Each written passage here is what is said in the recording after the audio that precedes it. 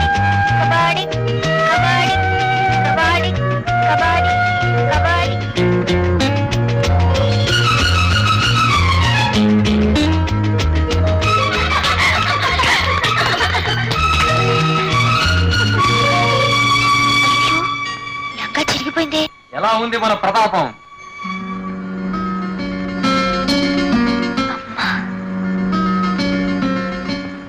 పద్మా, ఏది ఇలా తిరుగు. ఏం లేదమ్మా. తిరగవే. అయ్యో, నిక్షేపం పరకు ఇలా తిరిగిపోయిందేమిటి? అది మన తోటకి వెళ్ళినప్పుడు చెట్టు కొమ్మ తగిలి చిరిగింది. సరేలే, బట్టలు మార్చుకుని కుదురుగా కూర్చుని చదువుకో. అయ్యో.